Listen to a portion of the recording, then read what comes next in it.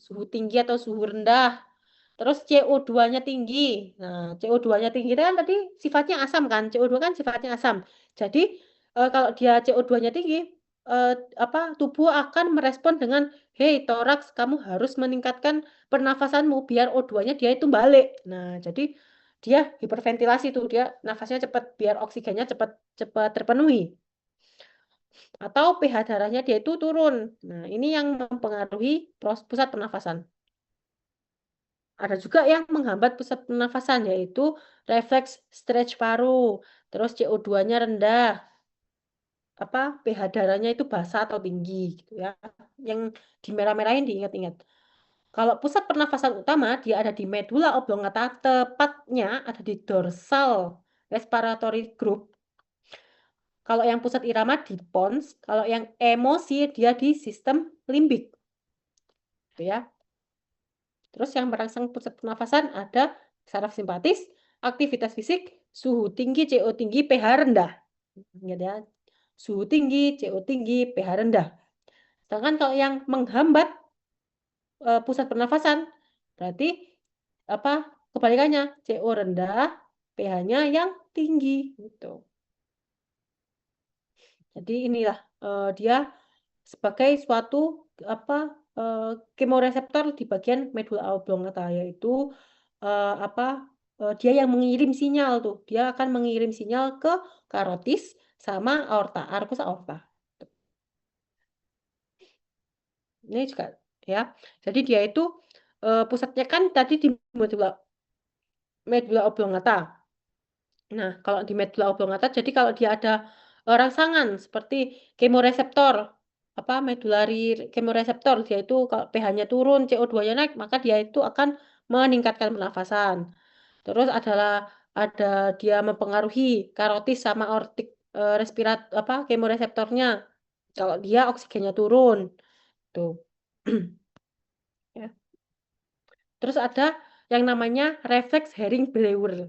Nah, jadi dia itu adalah suatu refleks protektif yang dipicu oleh reseptor regangan di dinding bronkus maupun bronkiolus. Nah, jadi saat terjadi peregangan berlebihan, contoh ekspirasi paksa tuh, jadi kan regangannya dia berlebihan, mengembangnya dia berlebihan, maka stretch reseptornya ini akan mengirim sinyal ke nervus 10 atau nervus vagus, pusat di pernafasan yang mengatur pernafasan itu.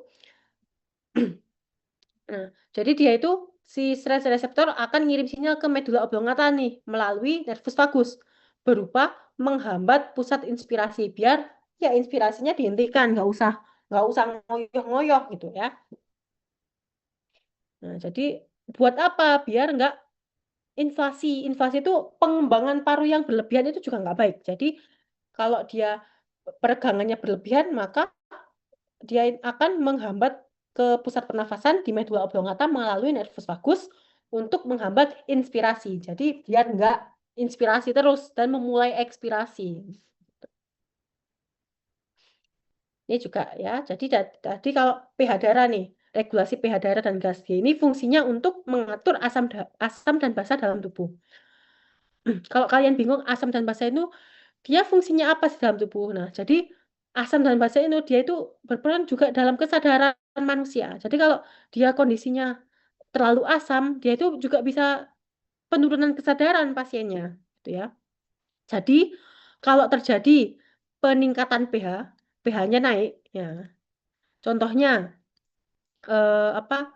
Saat terjadi eh, peningkatan penurunan CO2. Nah, CO2 kan CO2 kan sifatnya kan asam. Nah, kalau CO2-nya dia turun, maka pH-nya kan naik. Nah, karena CO2-nya dia naik, pH-nya kan turun.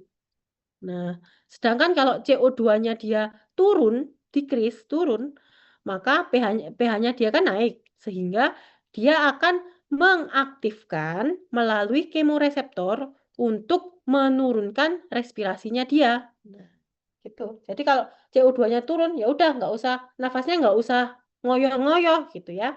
Jadi respiratory rate-nya dia itu akan diturunkan. Kalau udah turun tuh respirasinya melalui menghentikan apa muskulus-muskulusnya, apa otot-otot pernafasannya.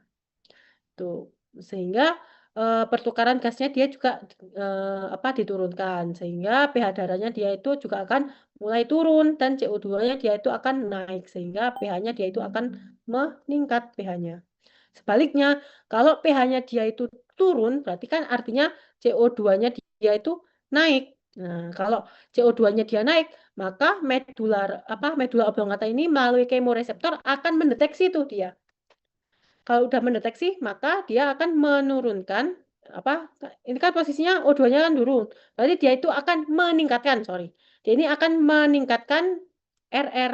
Nah, jadi pernafasannya dia ditingkatkan karena CO2-nya dia naik dan oksigennya dia turun gitu. Sehingga muskulus pernafasannya, otot-otot pernafasannya dia akan distimulasi untuk terjadi pernafasan. Akhirnya O2-nya dia naik deh. Dan juga CO2-nya dia turun. Sehingga pH-nya dia itu akan balik dah. Dia akan ini pH-nya dia akan naik lagi deh. Gitu ceritanya. Nah, ini adalah ada pengaruh ketinggian. Contohnya kalau di pegunungan. Jadi saat naik ke tempat tinggi, nah tekanan atmosfer itu kan makin rendah tuh. Jadi semakin tinggi tempat datarannya, maka tekanan atmosfernya itu dia semakin rendah. Kalau tekanan atmosfernya dia semakin rendah, maka terjadi tekanan parsial oksigennya juga turun. Nah, maksudnya kalau di tempat tinggi maka oksigennya itu dia juga turun tekanannya. Sehingga saturasi hemoglobin di apa di dalam tubuhnya kita kan karena oksigennya turun, saturasinya kan ikut turun. Nah, sehingga jaringannya jaringan di dalam tubuh, sel-sel dalam tubuh kita itu kekurangan O2 deh, sehingga dia menyebabkan hipoksia gitu. Hipoksia itu kekurangan O2. Gitu. Sehingga terjadi acute mountain sickness. Nah, kalau terjadi acute mountain sickness tadi, terjadi hipoksia ini, tubuh akan melakukan sebuah kompensasi. Nah, kompensasi itu pertahanan ya, sistem pertahanan kita, yaitu dengan hiperventilasi atau meningkatkan pernafasan. Nah, RLN-nya meningkat sama meningkatkan produksi eritropoietin. Eritropoietin itu dia itu fungsinya untuk memproduksi eritrosit. Nah, dia itu dihasilkan sama ginjal. Eritropoid itu dihasilkan sama ginjal, terus dia merangsang sumsum tulang belakang untuk memproduksi eritrosit. Sehingga kalau eritrositnya makin banyak, berarti kan Hb-nya juga makin banyak. Kalau Hb-nya makin banyak, dia mengikat oksigennya juga semakin banyak, sehingga oksigennya nggak hipoksia lagi gitu. Terus ada juga enzim tadi, enzim 23 DPG meningkat, sehingga Hb-nya itu mudah melepaskan O2 ke jaringan. Gitu. Terus ada juga saat diving atau saat menyelam. Nah, saat turun ke dalam lautan, nah, setiap dia turun 10 meter, maka akan terjadi peningkatan tekanan satu, nilainya satu tekanan atmosfernya. Sehingga tekanan parsial O2-nya kan dia naik jadinya. Apa dia menyebabkan apa? Yang paling penting yaitu terdapat intoksikasi nitrogen pada sistem saraf atau yang namanya narkosis nitrogen. Nah, dia juga akan terjadi toksisitas O2 karena dia terlalu banyak O2-nya sehingga sarafnya dia juga terganggu. Nah, sedangkan kan kalau diving kan dia dalam banget kan. Kalau menyelam kan dia dalam. Kalau dia posisinya dalam terus tiba-tiba banter tuh naik ke permukaan airnya dia ngebut banget. Nah, maka akan terjadi decompression syndrome. Nah, decompression syndrome itu dia juga nggak boleh karena dia akan mengalami perbedaan tekanan yang secara tiba-tiba. Maka pernafasannya juga dia nggak bakal bagus gitu. Jadi kalau menyelam, maka naik ke permukaannya itu harus perlahan, nggak boleh langsung ngebut gitu ya. Sudah deh selesai. Kalian mau lanjut soal atau soalnya langsung aku kasih ke kalian? Mau lanjut soal atau apa? Atau langsung? Lanjut. Lanjut, Kak. Oke, lanjut ya. Nomor satu, Seorang laki-laki mempunyai frekuensi pernafasan 14 kali dan volume tidal sebesar 500 kali. Berapa? Ventilasi paru-paru. Ya, ventilasi paru-paru dia gampang banget. Langsung aja volume tidal dikali RR rumusnya. Jadinya 500 dikali 14. Jadinya adalah 7.000 gitu ya. Harusnya kalian ya yang menjawab dulu. Ini ya. Pokoknya kalau ventilasi paru-paru, dia itu rumusnya adalah volume tidal dikali RR. Jadi volume tidal pasti kan 500. Terus dikali langsung dicari aja nanti langsung RR-nya 14. Berarti 500 kali 14 sama dengan 7.000. Next, kalian yang jawab. Kalian dulu yang jawab nextnya. Faktor yang meningkatkan disosiasi oksigen. Ya, disosiasi atau pelepasan oksigen dari HB adalah, ingat tadi kalau disosiasi oksigen naik, naik, turun. Ada naik, ada yang naik, naik, ada yang turun. Nah, turunnya itu ada apa tuh? Saya tahu. Disosiasi oksigen atau pelepasan oksigen. Berarti dia itu harus kondisi yang asam. Tubuh ini kondisinya asam. Mana nih yang di antara pilihan A, B, C, D ini yang dapat mengasamkan tubuh?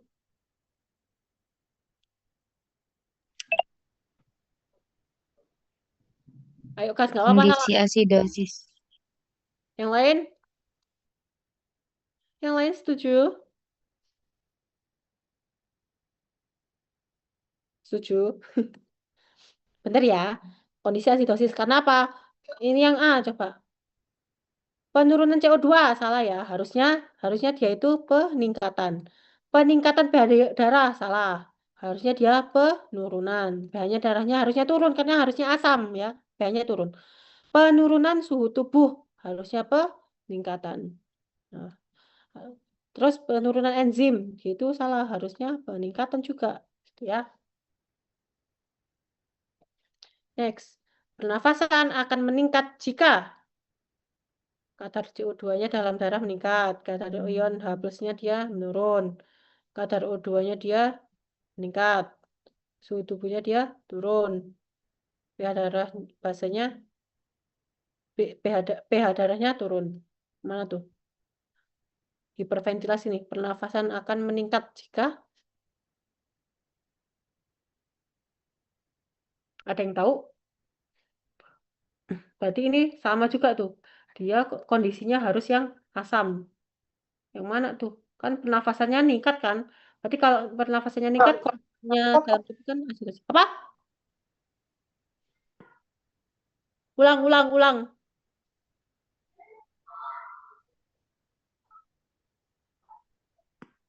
Gak apa salah. It's okay. Kadar CO2 meningkat. Yang lain ada lagi yang ingin menjawab yang lain? Atau udah ini semua? Udah setuju? Bentar ya, CO2-nya dia ditingkat karena CO2 dia itu sifatnya asam. Kadar ion H plus dalam darah turun. Ion H itu kan dia asam. Jadi apa harusnya meningkat ini? Harusnya meningkat. Kadar O2-nya dalam darah meningkat. Ya ngapain kalau meningkat dia nafasnya meningkat? Maksudnya kalau O2-nya dia meningkat kan dia nggak perlu meningkatkan pernafasan kan? Suhu tubuhnya turun, harusnya naik. pH darahnya basah, harusnya asam. Ya. Next, saat kita nafas normal, maka jumlah udara yang keluar dan masuk pernafasan sebanyak 500. Disebut sebagai apa? Tidak, Kak. Oke, pinter. Sip. Next, saat terjadi ekspirasi patologis atau ekspirasi paksa, maka yang terjadi adalah, nah ini tentang otot pernafasan. Ingat, otot pernafasan yang apa? Yang jelek-jelek sama yang apa? Ini.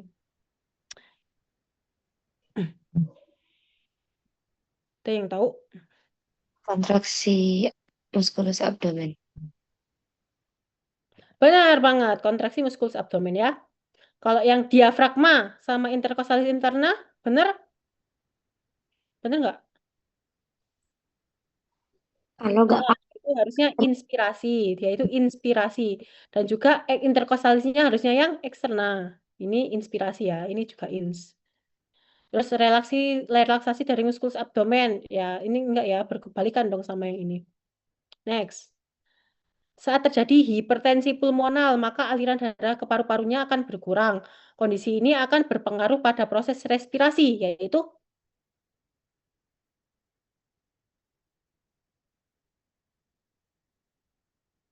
ada yang tahu?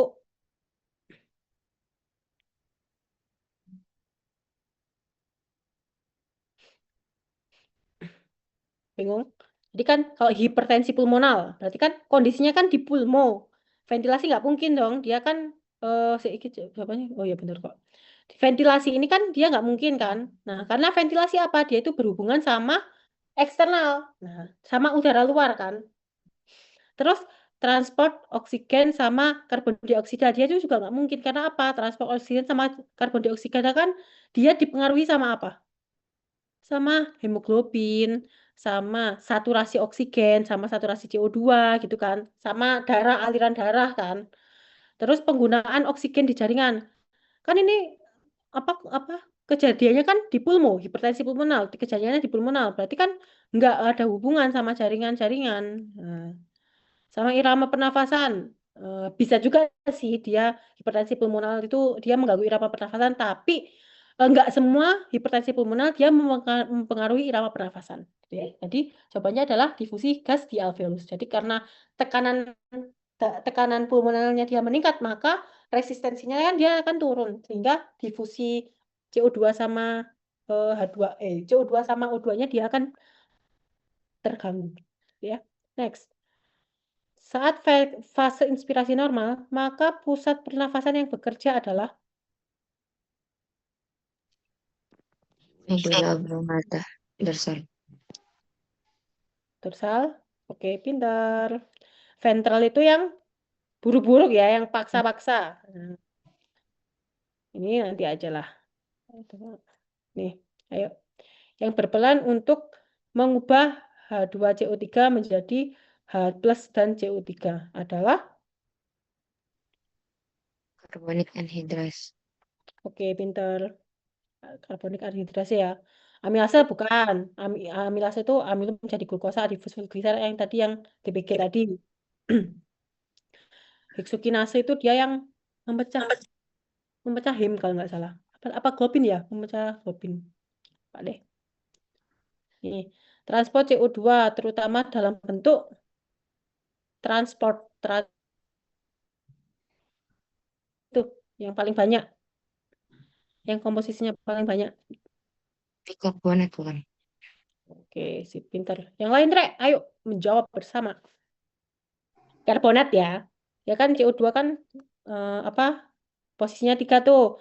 Dia itu bebas atau dia itu apa nggak diikat siapa-siapa. Terus diikat sama Hb sebanyak 20% apa 30 ya tadi. 30% sama dalam bentuk bikarbonat atau HCO3 dalam apa dalam sebanyak 60%. Next. Salah satu efek dari proses menyelam yang tidak mengikuti prosedur penyelaman dengan baik adalah nitrogen narkosis. Hal ini terjadi karena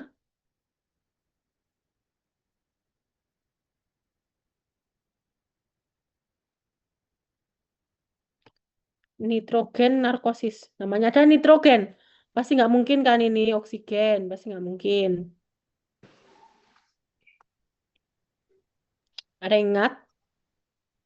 Yang A, Kak. Yang sistem saraf. Oke, bener ya. Jadi dia nitrogen dalam sistem saraf. Kalau yang proses menyelamannya itu banyak sarafnya. Banyak yang sistem saraf. Kalau yang nitrogen narkosis itu khusus intoksikasi nitrogen dalam sistem saraf. Itu ya. Next. Saat kita marah, pusat pernafasan di medula oblongata yang berhubungan adalah Limbik. oke, pinter. Sistem limbik. Pons apa? Pons tadi apa ya? RR ya? Pons RR. Korteks motorik enggak, dia itu fungsinya di ini kalau nggak salah, di otot pernafasan. Medula spinalis ke medula spinalis ke inian ke bawahan ya. Cerebellum enggak, cerebellum tentang keseimbangan. Next, saluran pernafasan yang merupakan zona konduksi adalah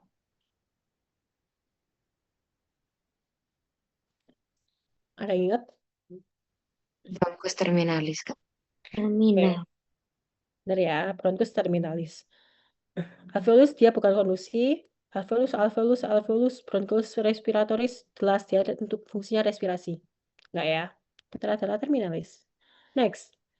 Saat bernafas fase inspirasi, otot yang berkontraksi adalah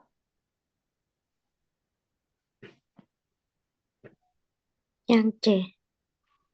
C. Intercostalis externa dan juga diafragma. Betul sekali. Pinter. Next.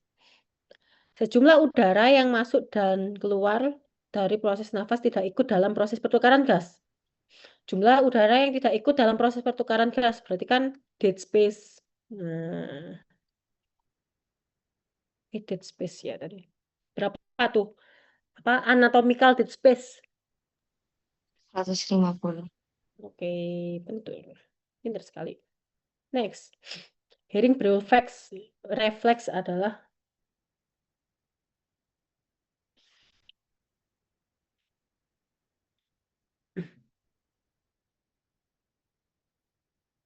ada yang ingat?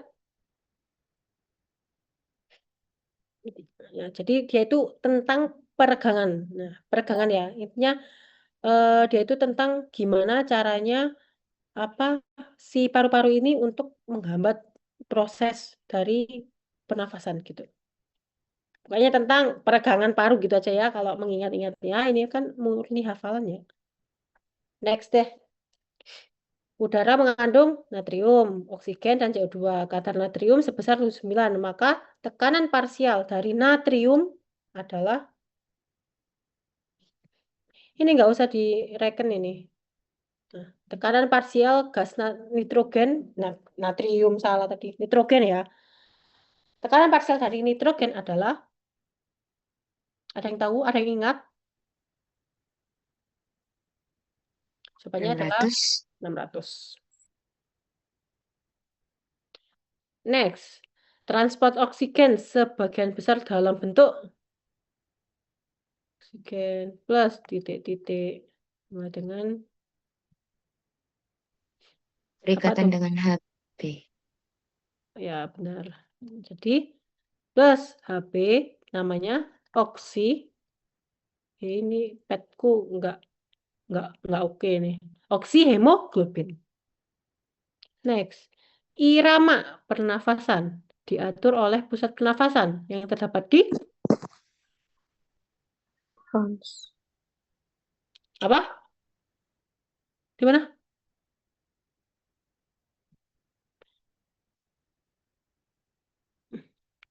Di mana?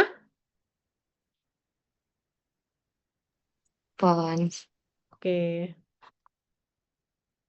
pons ya. Next. Bagian dari saluran pernafasan yang berfungsi sebagai penyaring, pelembab, dan menghangatkan. Ini pelajaran kemarin nggak sih? Adalah penyaring, pelembab, penyaring, jelas. Pelembab, menghangatkan. Adalah, ada yang ingat? Parfum. Ya, benar. Afirmasi ya, jelas penyaring. Nyaring ini fungsinya rambut-rambut ya, nyaring. Next. Yang bukan merupakan fungsi dari sinus paranasal.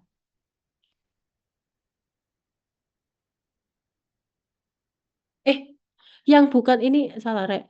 Yang bukan merupakan fungsi dari sinus paranasal kecuali kecualinya ketinggalan. Kecuali. C, kakak. Oh, sip, bener. Berperan dalam resonansi ya. Mengeringkan udara salah. Menyaring kotoran salah. Menghangatkan udara salah. Karbonasi kan. Menyeimbangkan berat school pun enggak juga. Oke, terakhir. Saat berada di ketinggian, maka akan terjadi peningkatan disosiasi oksigen. Disosiasi oksigen ini disebabkan oleh aktivitas enzim, salah. Ada yang ingat nggak? Karbonik anhidrasa kan tadi tentang HCO3 kan? Nggak mungkin. Heksokinase memecah globin nggak mungkin. Amilase nggak mungkin. Apanya? 2,3 dpg di fosfogliserat. Sudah selesai. Apakah ada yang ingin ditanyakan, teman-teman?